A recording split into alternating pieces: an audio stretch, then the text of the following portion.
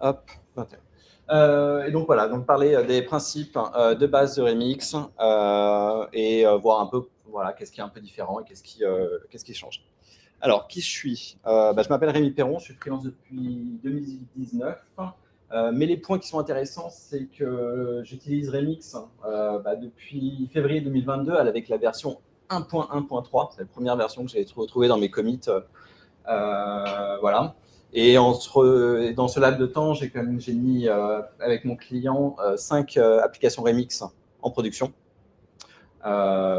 Et j'aime aussi participer au Meetup Remix Paris, qui est un meetup voilà, qui est assez intéressant à suivre. Il vient de commencer, on va avoir le 4e qui est prévu pour le 16 janvier à la fin. Je crois que c'est marqué à la fin. Donc voilà, ça c'est à propos de moi. Alors, maintenant, une des questions qu'on se pose, et ce que je pense qui est très important pour comprendre Remix, c'est de savoir qui sont les personnes qui ont lancé Remix. Alors, on a 2 créateurs. Je fais tout ça par rapport aux connaissances que j'ai, donc je peux dire des bêtises, je peux oublier des personnes, et je m'en excuse si c'est le cas. Et n'hésitez pas à me reprendre hein, si je dis trop de bêtises. Mais en tout cas, on a 2 personnes qui sont très intéressantes. On a donc Michael Jackson. Ce n'est pas une blague. Le monsieur s'appelle vraiment Michael Jackson. Voilà, c'est le monsieur à gauche. Et Ryan Florence, qui sont donc 2 personnes qui sont investies dans la communauté React depuis très longtemps. Ils sont formateurs. Depuis 2015, ils ont une boîte de training qui s'appelle React Training. Et un autre élément assez important, c'est qu'ils sont aussi les co-auteurs d'une petite librairie qui s'appelle React Router. Maintenant, elle est à 11 millions de téléchargements par mois.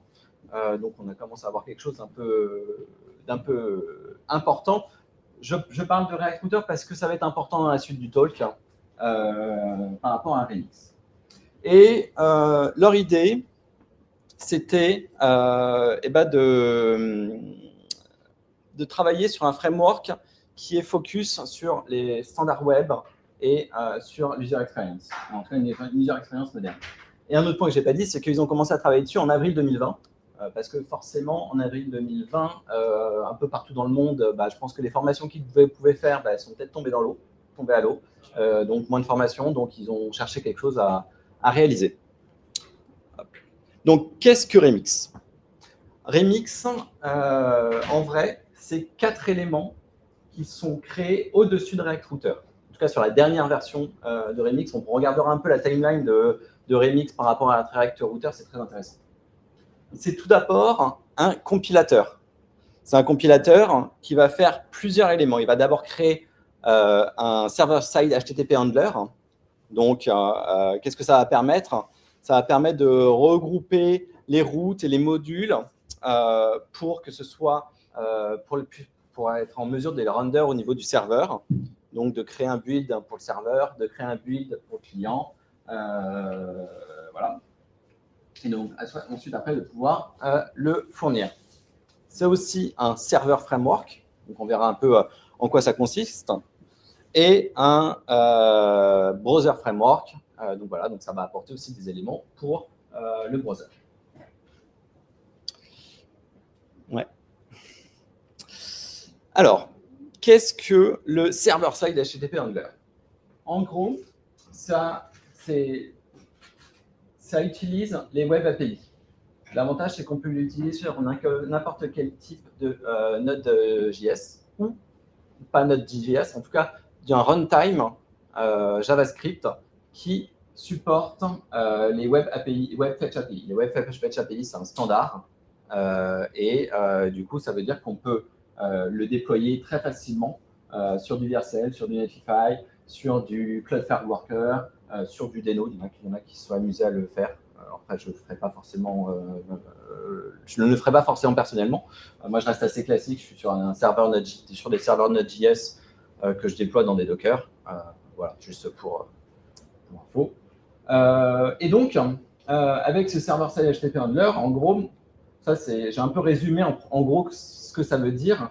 Ça veut dire en fait que quand on fait une application Express, on a un handler étoile, donc je catch tout, et je l'envoie au build qui a été réalisé par mon serveur, tout simplement. Après, le compilateur, il va faire beaucoup d'autres choses. Il va sur les assets, il va fingerprinter plein de choses, de manière d'avoir quelque chose qui soit vraiment, vraiment moderne. Si vous avez des questions, n'hésitez pas. S'il y a des trucs qui sont vraiment pas trop clairs, n'hésitez pas. Donc ça, c'est la partie point d'entrée de l'application. Ensuite, après, on va rentrer dans la partie un peu serveur framework. Je ne vais pas rentrer dans tous les détails point par point, parce qu'en fait, sinon, je vais perdre tout le monde. Je ne sais pas s'il y en a qui ont déjà utilisé Remix dans la salle. Voilà, tac, tac. Super. Bon, du coup, vous pouvez me dire si je dis des bêtises, mais en gros, je ne vais pas rentrer dans tous les détails. Je vais juste dire au niveau de la partie framework, hein, c'est que si on compare Remix à un autre framework MVC, Remix prend en charge la partie vue et la partie contrôleur. Par contre, pour la partie modèle, c'est up to you. C'est-à-dire que si vous voulez charger quelque chose depuis un ORM, depuis une base de données, appeler un web service, en fait, c'est à vous de gérer. C'est vous qui le faites. Ensuite, un autre point qui est très important, c'est que Remix est UI focus. C'est-à-dire que je vais parler, on en reparlera un peu dans les slides d'après, je vais parler de ce qu'on appelle des routes modules, qui sont des fichiers, qui sont là, qui peuvent gérer des segments d'URL ou une URL entière. Et en fait, c'est très important de comprendre ça. Et c'est peut-être le point un peu le plus complexe, c'est que d'habitude, sur les frameworks MVC qu'on peut avoir, on va avoir un contrôleur qui va gérer soit plusieurs endpoints, enfin voilà. Là, sur Remix, c'est vraiment au niveau, le contrôleur et la vue vont vraiment être au niveau d'un segment d'une URL. Ce qui veut dire qu'en fait, le state management, il est basé majoritairement sur l'URL. Donc, c'est très bien parce qu'en fait, dans les browsers, ça veut dire que quand on fait un refresh, on a le contenu de notre page. On ne revient pas au départ, comme on pouvait avoir sur des anciennes SPA. Bien sûr, je sais que maintenant, plus personne ne fait ça, mais voilà. Et si j'appuie là, yes, ça marche. Là, je reprends vraiment l'élément le plus important, c'est que vous voyez, quand la partie route comprend un peu le layout global de cet exemple.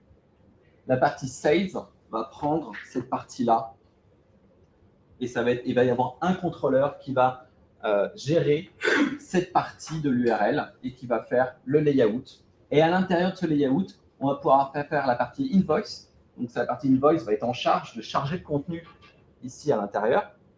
Et enfin, sur la fin de l'URL, on a la partie invoice ID, où là, par rapport à l'ID, il va charger les éléments qui sont importants pour cet ID.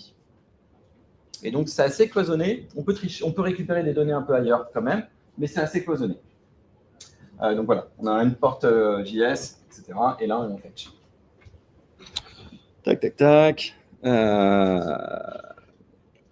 Un autre élément aussi assez important, c'est que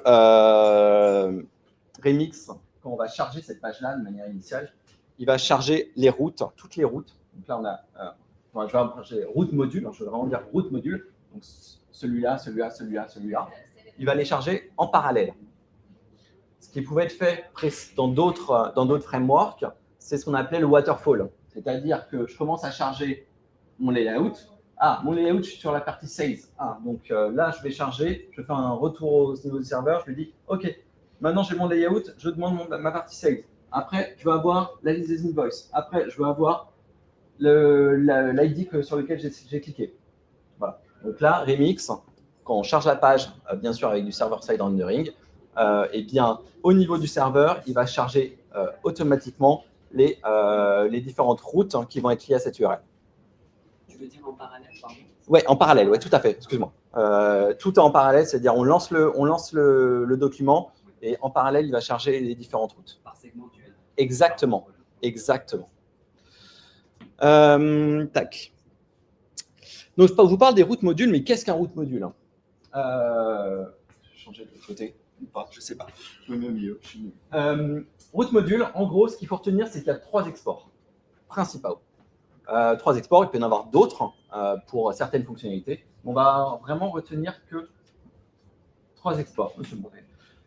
On va voir les loaders, les actions et ensuite un export default qui va correspondre à notre composant. Les loaders, c'est ce qui nous permet de charger la donnée. Donc, les loaders et les actions sont exécutés côté serveur au niveau de Remix. On peut aussi après avoir des loaders côté client, mais je reste simple. Pour l'instant, vraiment, la partie côté serveur, elle est faite au niveau du loader. Donc, le loader, il va charger la donnée. L'action, ça va correspondre à tout ce qui est lié à des mutations. Donc, quand on veut faire, par exemple, on veut que, là, il fait quoi? Là, il soumet un post dans un blog ou dans un projet. On veut créer un projet, on lui donne un nom, on veut créer un projet. La mutation, elle va être gérée par un formulaire et il va appeler automatiquement cette action. Pour ceux qui ont commencé à regarder React 19, il y a quelque chose là-dedans. Donc ça date, ça c'est depuis le début au niveau de Remix, en tout cas. Et c'est comme ça que ça fonctionne au niveau de Remix. Et du coup, ensuite, après, on a notre composant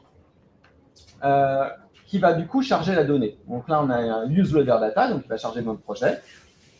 Et derrière, je peux faire tous les liens qui vont charger les différents éléments de mes projets. Donc voilà, tous mes liens, tous mes projets. En gros, le composant est en mesure de charger la donnée. En fait, ce qu'il faut voir, c'est que les routes Remix sont des composants qui ont leur propre API pour automatiquement gérer le chargement de la donnée au niveau de leur route, de leur module, et la modification des données, pareil, au niveau de leur module. Donc ça, c'est vraiment un point qui est très important.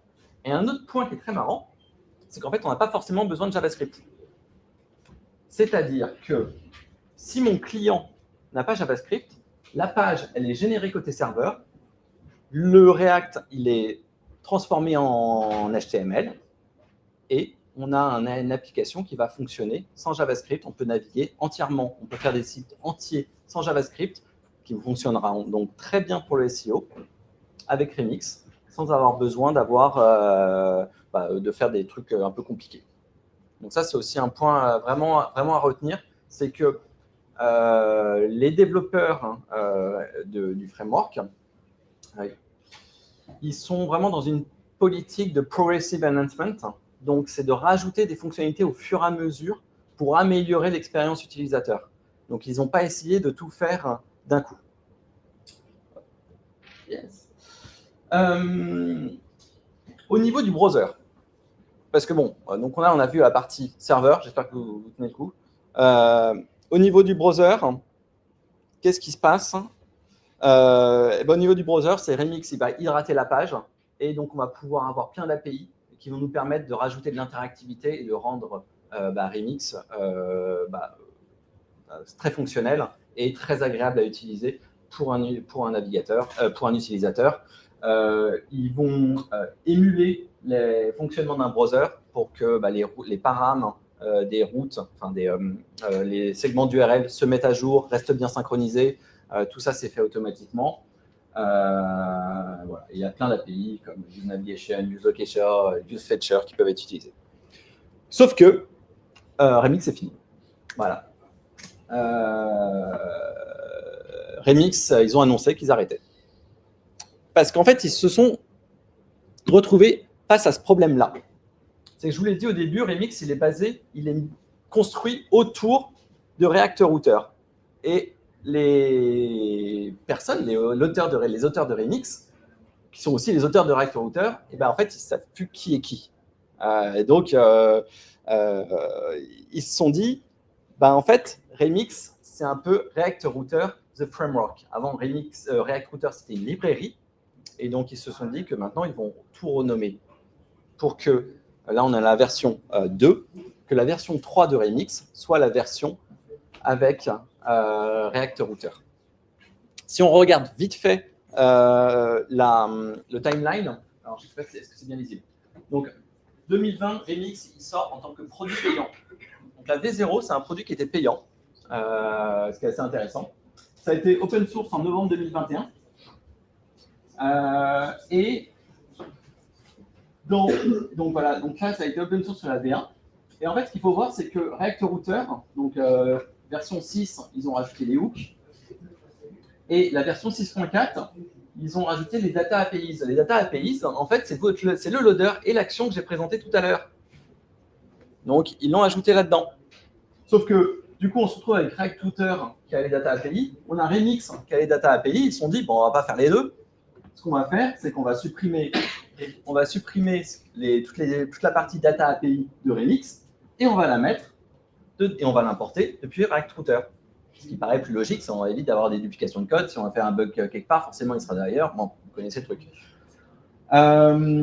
Ensuite, ils ont ajouté plein de fonctionnalités. Et une des dernières fonctionnalités qui a été rajoutée et qui est vraiment impactante, c'est qu'avant, ils avaient un compilateur personnel, un CTE, et ils ne voulaient pas l'ouvrir. Tout le monde leur disait, non, mais on veut l'ouvrir, on veut l'ouvrir. Et en fait, ils ont dit, non, on va faire un plugin pour Vite, et on va utiliser Vite, qui sait très bien faire les choses. Et une fois qu'ils ont fait ça, ils ont regardé qu'est-ce qu'était devenu Remix. Remix, c'était juste devenu un plugin pour Vite. Donc la question est, quel est l'intérêt de garder deux produits qui sont concurrents, entre guillemets.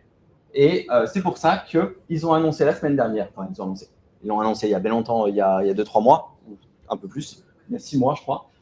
Ils ont annoncé la semaine dernière la sortie en version stable de React Router V7, qui correspond donc à Remix version 3.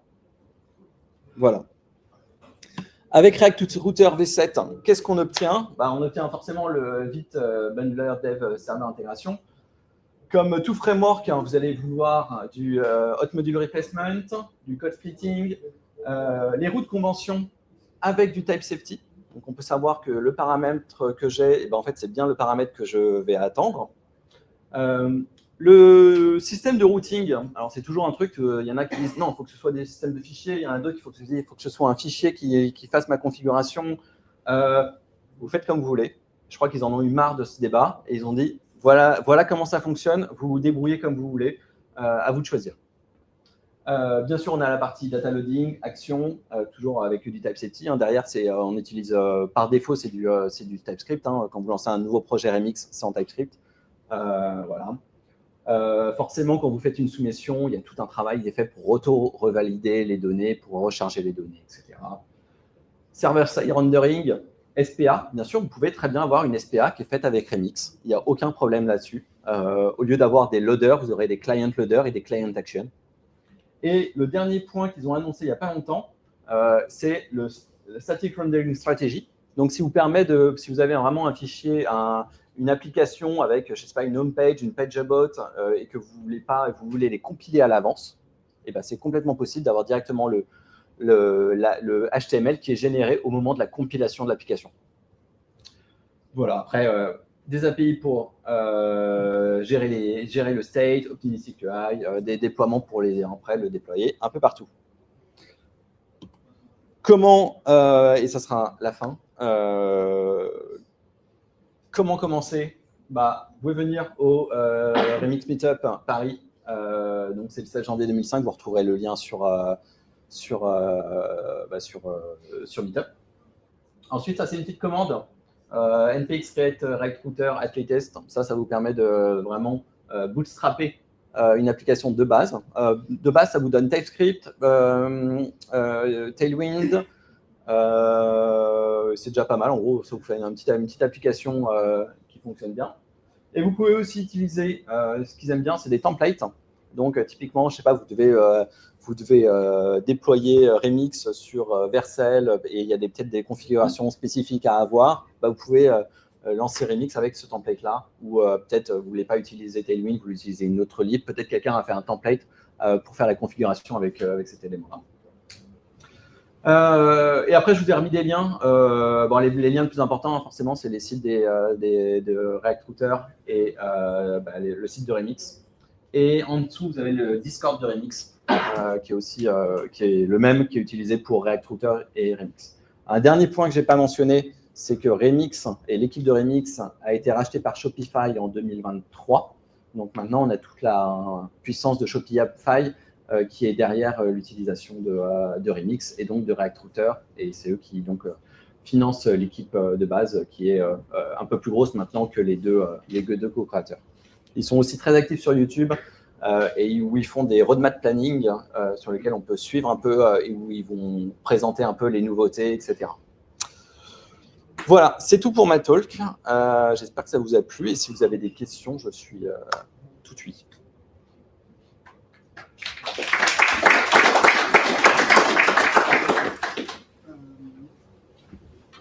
Oui, On va prendre. ça me semble un petit peu étonnant le côté remix versus recruteur, parce que pour moi, remix, c'était. Parce que pour moi, remix, c'était aussi enfin, c'était surtout la partie back, ou recruteur, pour moi, dans ma tête, c'était plutôt juste le côté front. Et du coup, avec ce merge, on va dire, dont tu parles, comment ça va se passer justement, la partie back, elle va être gérée par React Router, et pour faire des API HTTP, est-ce que tu penses que c'est possible d'utiliser du remix ou si ça ne fait pas de sens du tout Si tu veux vraiment faire une API HTTP pour un client, Remix n'est pas fait pour. Remix n'est pas fait pour, surtout avec les dernières évolutions où en fait, il ne renvoie plus du JSON, il renvoie du JSON qui est compressé et qui est mis dans des... c'est une fonctionnalité qui s'appelle le single fetch, où en gros, les routes sont mises tout en un seul call. La manière dont... Alors, moi, je n'ai pas passé d'application React Router pré-V7 vers V7. Je suis toujours parti à la base depuis l'application Remix. J'ai passé une application Remix en React Router V7 sans aucun problème. Pour moi, qu'est-ce que ça veut dire de remixer une application React Router? Ça veut dire s'assurer qu'on a un bundler qui est récent, donc si possible vite. En gros, ajouter vite à son React Router. Et ensuite, après, avoir un serveur. À partir du moment où tu commences à avoir un serveur, derrière, tu pourras mettre les API de loading qui pourront être faits au niveau des routes modules. Voilà. Et ensuite, après, ce qu'il faut se dire, c'est que Remix pourrait être très bien utilisé comme un BFF. Je ne sais pas si vous connaissez un peu le terme, BFF. C'est Backend for Frontend, en fait. Donc, ça peut être très bien utilisé en gros, vous utilisez vos loaders Remix dans les routes pour appeler votre backend, votre API. Et ensuite, ce qui est très bien, parce que l'avantage, c'est que ça va vous permettre, si votre API elle est un petit peu verbeuse et que vous n'avez pas besoin de toutes les informations, de les renvoyer sur la page, avec votre loader, vous pourrez dire « Ah oui, mais en fait, j'ai besoin juste de l'ID et du titre, le reste, je m'en fiche. » Donc voilà, on peut très bien aussi l'utiliser de cette façon-là. Voilà, c'est une possibilité si tu n'avais pas envie de tout intégrer au niveau de ton backend. Moi, dans les applications que je réalise, je me connecte directement depuis mon loader vers ma base de données. Voilà, parce que c'est un serveur et ça marche très bien. Une autre question et ensuite on va passer au prochain talk. Est-ce qu'il y a une autre question?